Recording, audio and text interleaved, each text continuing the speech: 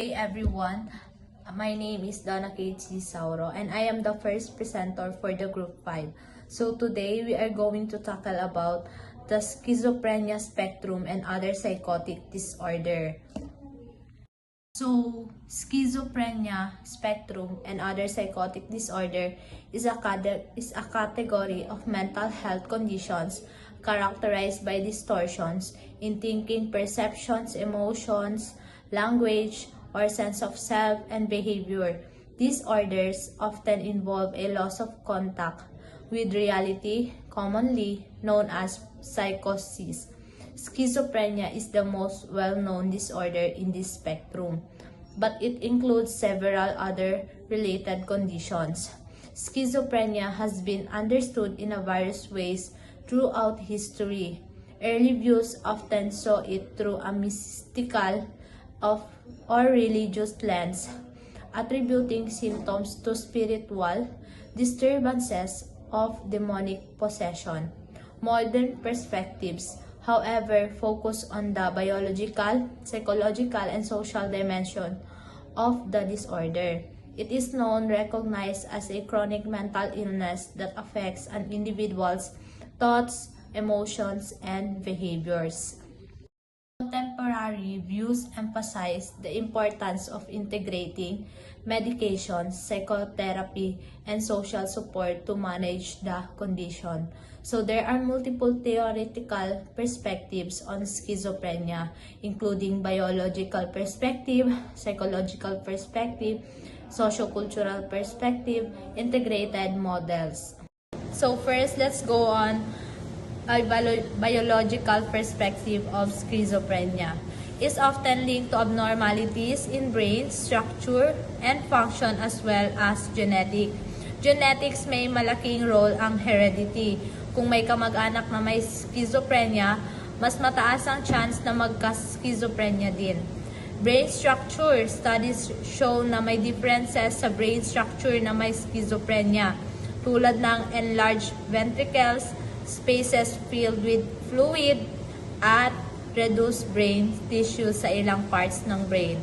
Neurotransmitters, imbalance ng chemicals like dopamine at glutamate sa brain ang isa sa main causes. Excess dopamine activity can lead to hallucinations and delusions. Prenatal factors, kung nagkaroon ng complications during pregnancy o birth, example, infections or malnutrition, it could affect brain development, increasing the risk of schizophrenia. In short, biological factors like genetic brain abnormalities and neurotransmitters imbalances play a major role in causing schizophrenia. Next, we have a psychological perspective. From a psychological perspective, schizophrenia is explained through cognitive and emotional factors. Stress. Malaking factors ang stress sa pag-trigger ng symptoms. Kung mataas ang stress level, pwedeng lumabas o lumala ang psychotic symptoms tulad ng hallucinations at delusions. Meron din cognitive issues. Nahihirapan ang mga schizophrenia mag-process ng information kaya nagkakaroon ng disorganized thinking at difficulty sa paggawa ng decisions or maintaining focus. Trauma. Past trauma, lalo na sa childhood, ay pwedeng mag-contribute sa development ng schizophrenia, especially kung emotional o physiological abuse ang nararanasan. Meron din family dynamics, psychological perspective.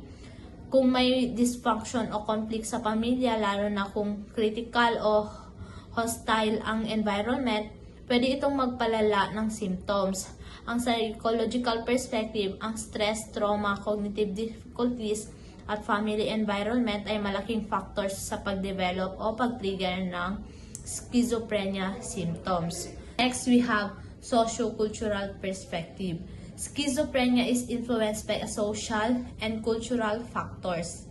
Social stress, mga matinding stress tulad ng kahirapan, unemployment, o discrimination ay posibleng mag-trigger ng schizophrenia sa mga vulnerable individual. Cultural beliefs, Sa ibang kultura, ang hallucinations at delusions ay maaaring mas tanggap o hindi agad kinikilala bilang sakit.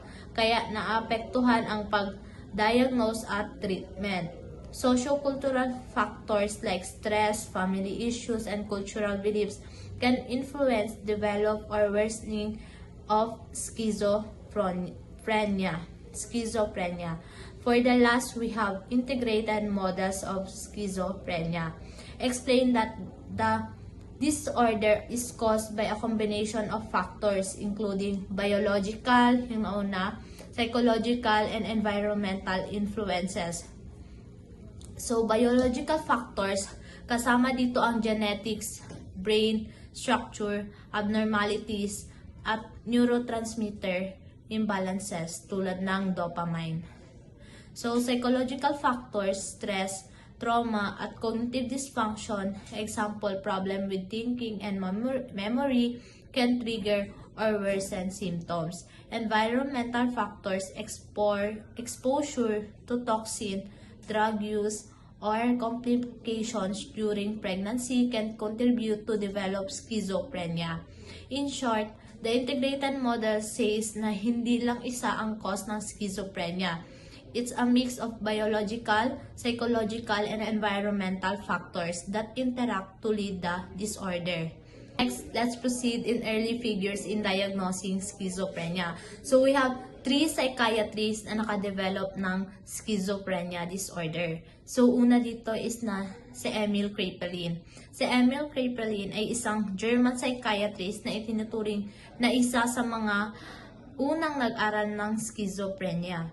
Sa kanya unang na-define ang manic depressive illness at paranoid states. Nagbigay siya ng malaking emphasis sa symptoms at cause ng sakit.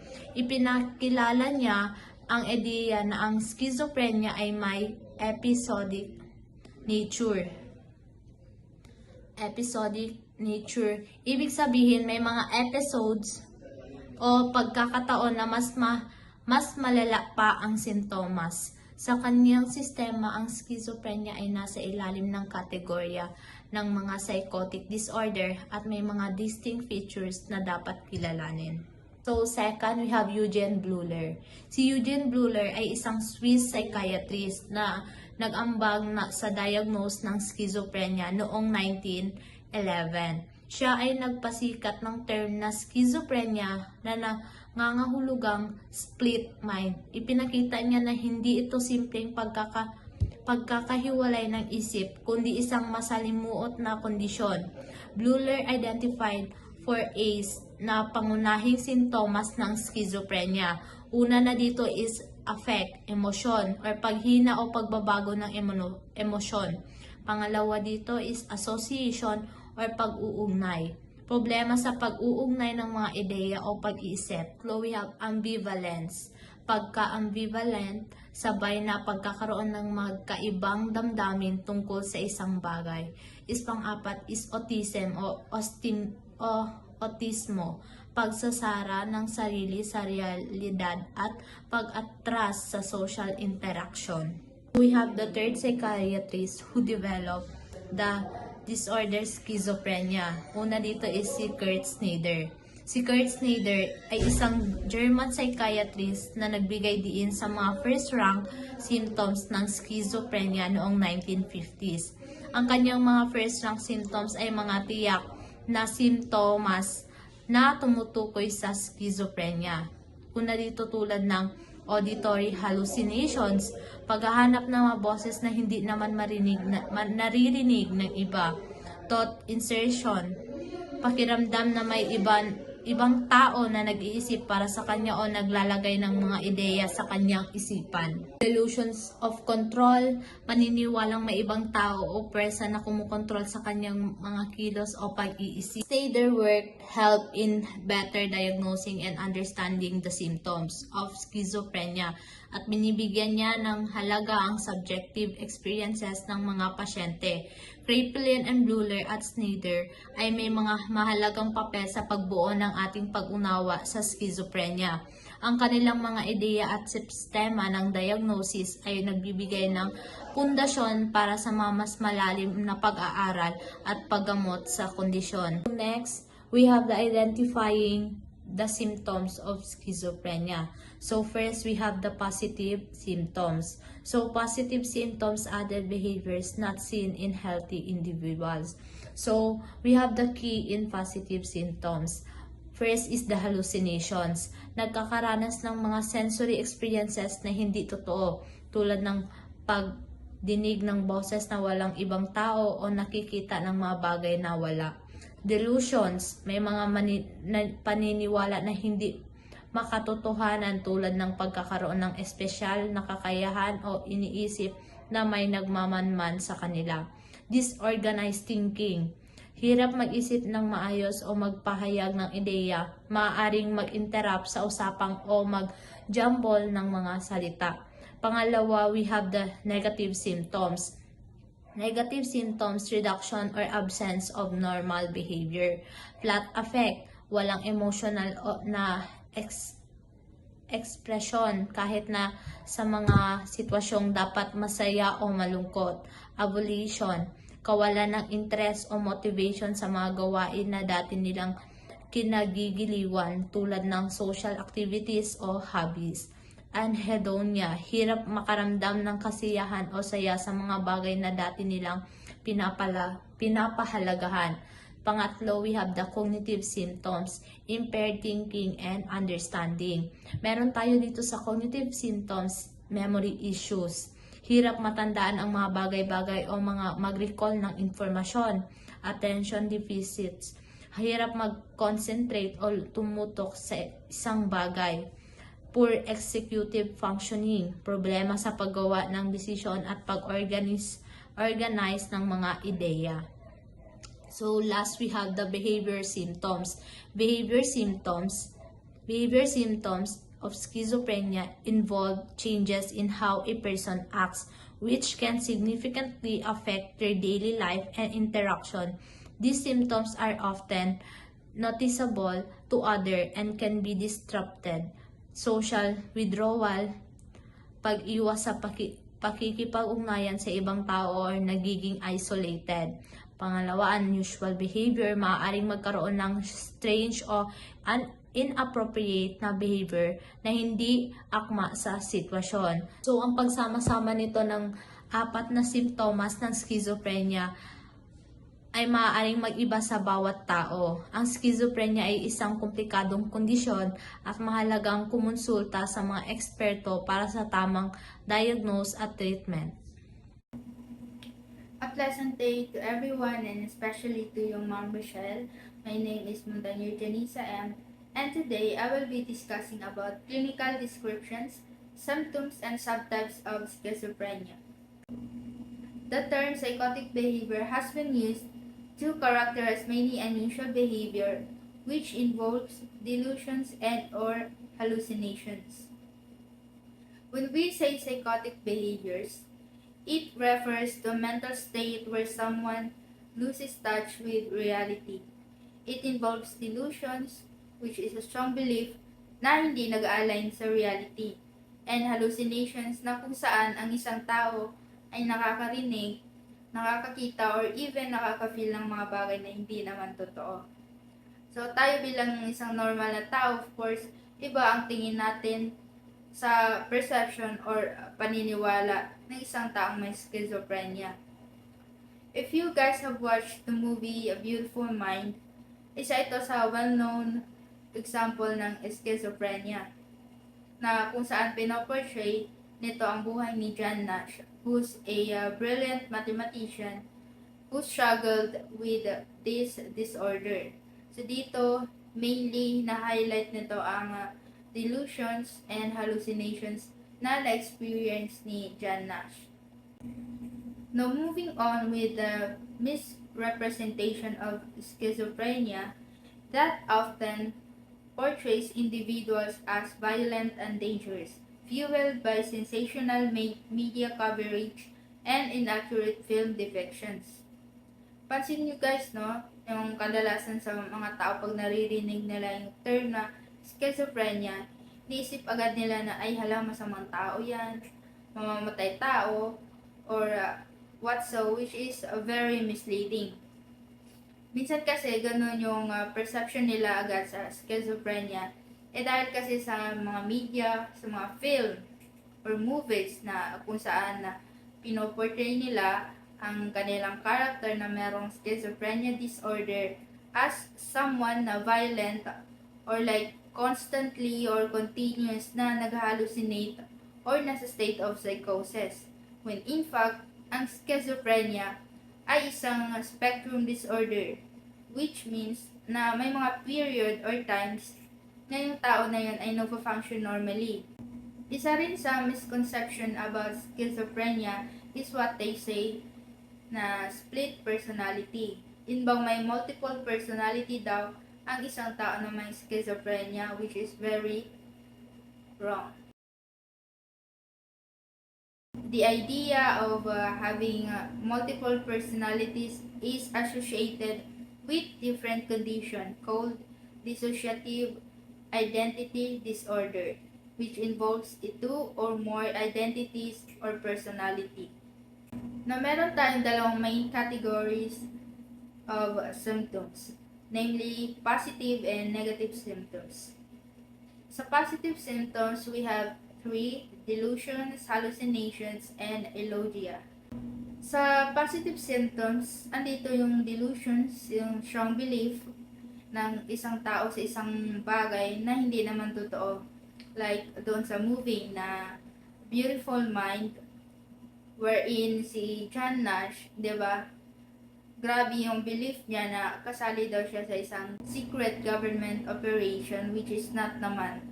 And then yung hallucinations naman niya is doon is like, for example, yung mga scenes na nakakakita siya ng mga tao na hindi naman talaga nag-exist in his real life. One thing na nagulat talaga ako sa movie na ito is nung ni-reveal na hindi pala totoong tao si Charles. Mapapanood yun siya early in the movie, 'di ba, na kung saan biglang may pumasok na lalaki, which is si Charles, and he introduces himself as Nash new roommate. Tapos habang tumatagal yung movie, nagiging klaro na si Charles ay isa lang palang hallucination ni Nash. Now, pangatlo sa positive symptoms ay ang eulogia. Ito naman ay yung kung saan nakaka-experience ang isang tao ng problema sa kanilang pakikipag-usap or pakikisalamuha sa ibang tao. For example, sa isang scenario, may family dinner and then isa doon ay young adult na merong schizophrenia. So, ang parents niya nagtatanong kung kamusta ba ang araw niya sa school, and then yung sagot lang niya is fine. Kahit na madami ang nangyari sa araw niya na yon. Tapos, nung tinanong siya ulit ano-ano yung mga ginawa niya, ang sagot lang niya ay, I don't know. So, this is an example of eulogia. Naging mailap ang isang tao sa proper communication. Usually, isang salita or dalawang salita lang ang sinasagot nila, or even kahit yung mga favorite things nila ang banggitin mo sa kanila, hindi talaga sila interesado na mag-open up. Now, let's proceed on negative symptoms. Una dito ay ang evolution. Now, what is evolution? Evolution is characterized by a lack of motivation or inability to initiate and sustain goal-directed activities. Nawawalan ng desire to engage sa mga everyday tasks like personal hygiene. Papabayaan, nawawalan na yan sila ng pakialam kung ano ba yung itsura nila, kung ano ang amoy nila, or what so. Even yung pagbangon nila sa higaan or pag-prepare nila ng pagkain, nahihirapan sila or nagkakaroon sila dito ng hard time na gawin ito. And they also tend to have a social withdrawal where they distance themselves from their friends or family. Anhedonia is also another negative symptom of schizophrenia, where a person do not feel pleasure or joy to things they used to enjoy. Kung ang tao na yun ay mahilig manood ng TV, maglaro ng chess, or ng online games, or kumain ng kanyang favorite food, once na nagkaroon siya nitong symptom na ito, that person would no longer feel anything or would no longer feel na nag-enjoy siya sa bagay na yun, sa bagay na dating gustong-gusto niya or dating bagay na minsan na rin niyang kinahiligan. Sa movie ni John Nash, although nakafocus ito sa delusions and hallucinations niya, there are some points na nagpakita siya ng symptom ng anhedonia. Like yung pagkawala ng interest niya sa kanyang work. Diba, mahilig siya sa mathematics and habang lumalala yung nararamdaman niya, nagsastruggle na siya sa work niya. He also find it difficult to enjoy life events. So more likely, people who's experiencing this symptom tends to be emotionally numb, manhid kung tawagin natin. Third one is asociality. It refers to a lack of interest in social interactions or relationships. Individuals with asociality may withdraw from friends and family, or they show little desire to engage in social activities or form connections with others. Sa movie ni John Nash, he also showed these symptoms. Yung pag-withdraw niya sa mga colleagues niya, umiiwas siya sa mga social gatherings or academic events where he is invited sana. And nagkaroon din siya ng struggle connecting with his loved ones. Kasi diba, lagi silang nag-away ng kanyang asawa dahil sa kanyang behavior, and yung kagustuhan niya rin na mag-isa lagi is a very clear sign of asociality. And lastly, the affective flattening, which is characterized by a noticeable reduction in expressing emotion. So you can easily spot if someone has this symptom through their limited facial expressions, sa kanilang voice tone, or gestures. Everything about them just seem to be flat or walang kabuhay-buhay, which make them appear unresponsive. Mahirapan kang basahin kung ano yung nasa isip nila or kung ano man yung nararamdaman nila dahil nga sa parang kawalan nilang interest na magpakita ng emotion. Di mo rin alam kung masaya ba sila, nagagalit, or naiinis, nasasaktan ba. So, nahihirapan sila mag-express ng kanilang emotion. Now, as I said earlier, we have two main categories of symptoms.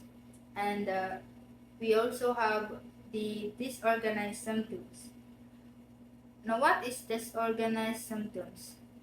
Disorganized symptoms are least studied and therefore the least understood symptoms of schizophrenia. Una ay ang disorganized speech.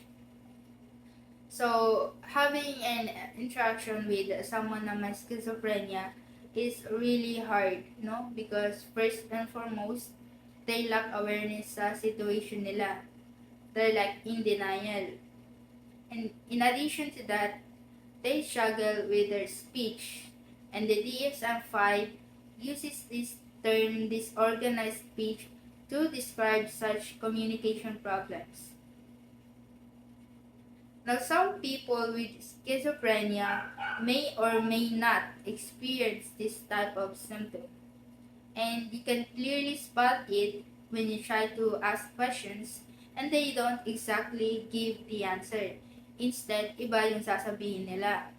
So, it was unclear, we don't know kung hindi lang ba niya naintindihan yung tanong mo, or iniwasan ba niya, or hindi ma-focus ang kanyang attention. Pangalawa dito ay ang inappropriate affect and disorganized behavior. Occasionally, people with schizophrenia display inappropriate affect, like tumatawa, tapos maya-maya bigla-biglang umiiyak. Diba? Minsan nakikita natin ito sa mga taong palaboy-laboy lang sa mga daan. And there was a time na lumabas kami and dadaan sana kami sa isang paaralan and may pedestrian lane doon. And of course, we had to slow down. And I was confused at first kasi may nakatayo doon na isang lalaki sa gitna mismo ng daan.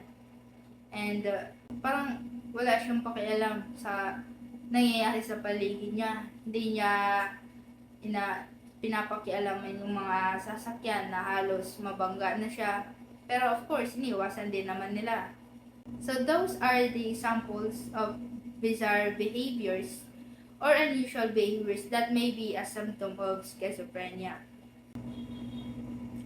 But we have to take note again, guys, that seeing one of the symptoms I had mentioned earlier doesn't mean someone has a schizophrenia na agad.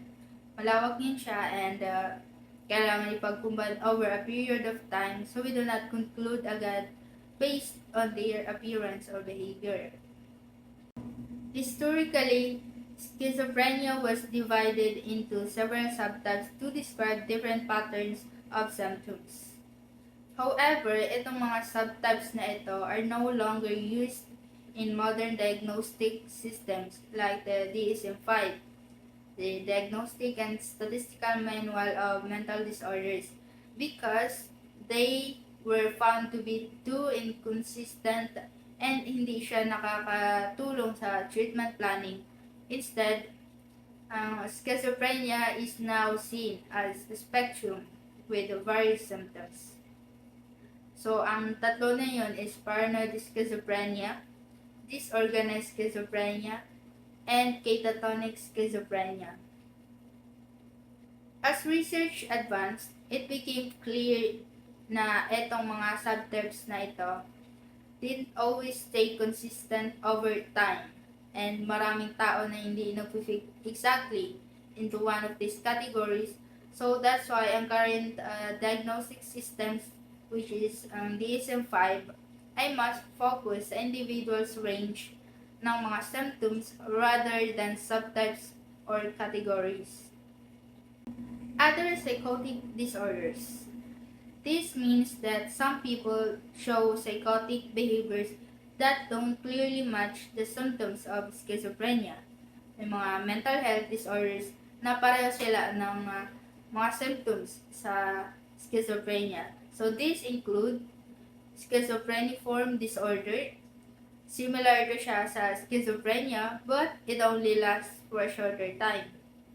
Sunod ay ang schizoaffective disorder, which has both schizophrenia symptoms and mood disorder symptoms like depression or mania. Delusional disorder also involves having strong false beliefs without other schizophrenia symptoms. So like delusions lang siya talaga mainly. And then brief psychotic disorder, which involves sudden and short episodes of psychosis that last less than a month. And lastly, the attenuated psychosis syndrome naman includes milder psychotic symptoms na hindi ganun ka-intense sa kung ano man ang meron sa schizophrenia. Now, all these different categories ay mahalaga na maintindihan natin and may differentiate natin sa bawat isa for better understanding. Hindi pwede na nakakita lang tayo ng isang symptoms ng ito sa isang tao, sasabihin agad natin na meron siyang schizophrenia or whatever mental health disorder. It takes a lot of research and observation na para masabi natin na merong mental health disorder ang isang tao. And it's also for awareness and education para ma-reduce ang stigma or misconceptions about mental health disorders and for us to support well-beings na nakaka-experience ng mga ganito. So, that's all my part. Thank you. Good day everyone, I am Jessa Bersana Sinadia and I am here to present the treatment of schizophrenia. So we have first the biological intervention. So research have assumed for more than 100 years that schizophrenia requires some form of biological interventions. So during the 1930s, several novel biological treatment were tried. So isa na dito na approach is to inject massive dosage of insulin used to treat diabetes to reduce comas in people suffering from schizophrenia. So, ang insulin coma theory was thought for a while to be helpful, but closer examination showed na it carried great risk of serious illness and death. So, during this time, psychosurgery including prefrontal lobotomies was introduced, and in the late 1930s, electroconvulsive therapy or ECT was advanced as a treatment of schizophrenia. So as with these earlier drastic treatments, initial enthusiasm of ETC faded dahil they found out na hindi siya beneficial for most people who have schizophrenia.